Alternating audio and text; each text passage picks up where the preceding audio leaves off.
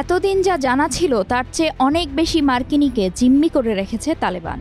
এমন গুঞ্জন সত্যি হলে তালেবানের শীর্ষ নেতাদের ধরিয়ে দিতে বড় পুরস্কার ঘোষণা করবে যুক্তরাষ্ট্র।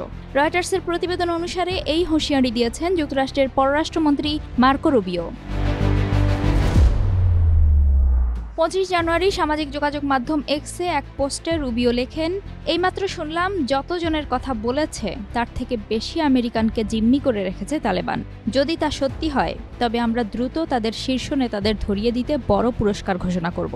এমনকি বিন লাদেনের ওপর আমরা যে পুরস্কার ঘোষণা করেছিলাম সেটা তার থেকেও বড় হবে। যদিও ওই পোস্টে আর কোনো বিস্তারিত তথ্য দেওয়া হয়নি বা তালেবানের হাতে কতজন আমেরিকান বন্দী আছেন সে বিষয়েও আর কিছু বলা হয়নি। গত সপ্তাহে কাবুল প্রশাসন থেকে জানানো হয়, আফগানিস্তানে বন্দী 2 আমেরিকানের মুক্তির বিনিময়ে যুক্তরাষ্ট্র সে দেশে সাজাপ্রাপ্ত এক আফগানকে মুক্তি দিয়েছে। ওই আফগানকে মাদক পাচার ও চরমপন্থী কার্যক্রমের সঙ্গে জড়িত থাকার অভিযোগে দোষী সাব্যস্ত করেছিল যুক্তরাষ্ট্রের একটি আদালত, যার নাম খান মোহাম্মদ।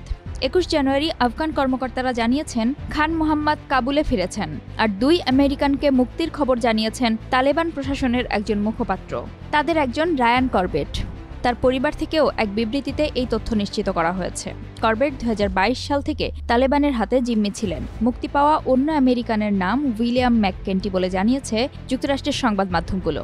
2021 সালে আফগানিস্তান থেকে যুক্তরাষ্ট্রের সেনা প্রত্যাহার করে নেওয়া হয়। এর মাধ্যমে দেশটির ক্ষমতা পুনর্দখল করে তালেবান।